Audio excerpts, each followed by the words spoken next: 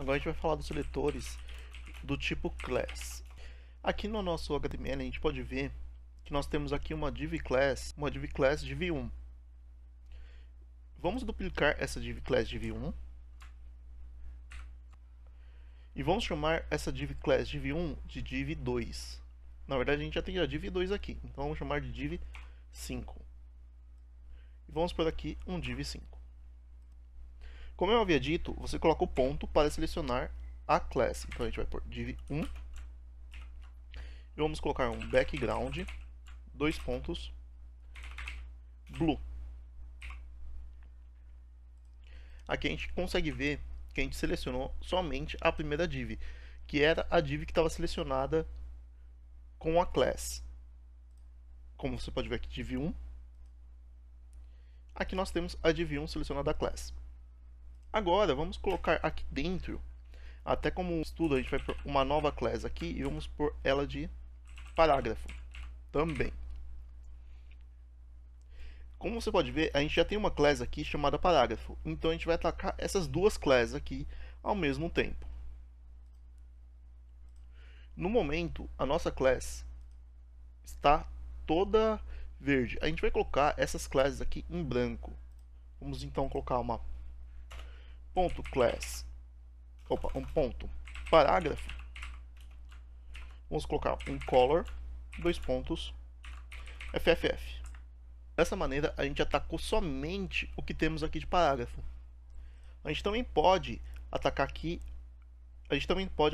a fonte. Então vamos por um fonte family, vamos por um Arial. Dessa maneira a gente atacou as fontes também da nossa div. Uma outra coisa que a gente vai atacar nessa div parágrafo é o tamanho. Então a gente vai pôr um font size de 12 pixels. Ficou muito pequeno, então a gente põe um font size de 16 pixels. Dessa maneira ele se diferencia das outras divs. E caso eu queira que dentro de outra div a gente tenha também o parágrafo, é só a gente atacar aqui, colocar um class parágrafo, que ele também vai herdar as mesmas propriedades da outra div. Ou seja, a gente tem a div 1, a div 2 e o parágrafo, todos com o mesmo estilo. Isso baseado em divs. Quando a gente usa a div, a gente pode instanciar a div em diversos locais do nosso HTML. Agora vamos fazer uma coisa diferente. Vamos usar o nosso seletor parágrafo e vamos usar um seletor filho.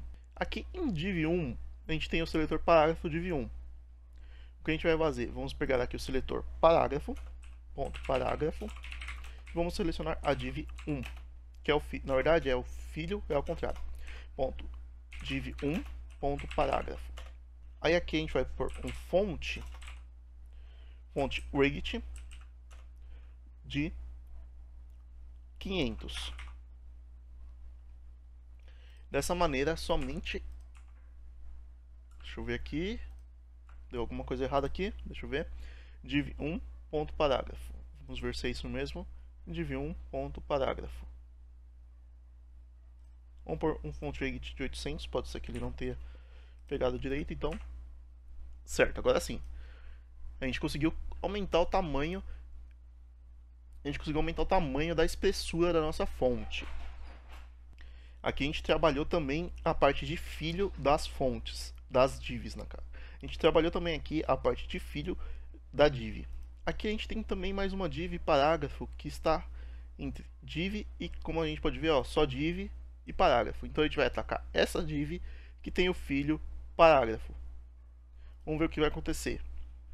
A gente tem uma div que tem um filho ponto parágrafo.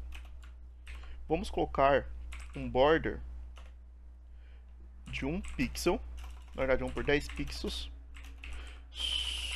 solid, e a cor a gente vai por um 000 para a gente visualizar isso, um preto para a gente visualizar.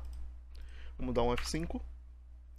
Olha que interessante, a gente atacou todas as divs ao invés de a gente atacar somente a div parágrafo. Por que isso aconteceu? Vamos olhar aqui.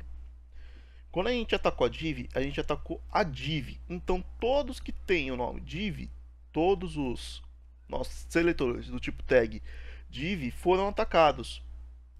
Então, se eu tenho um seletor do tipo tag div, embaixo a gente tem o parágrafo, ele vai ser atacado. Só que você pode ver aqui, a gente tem um div e aqui a gente tem um p. Só que esse p aqui, ele não tem uma classe parágrafo.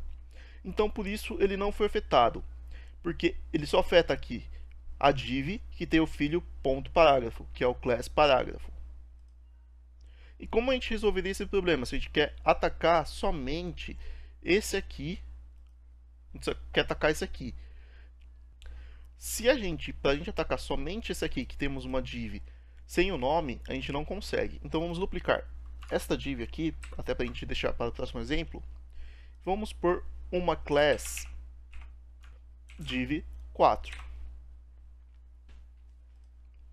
Aqui agora a gente vai atacar a class.div 4.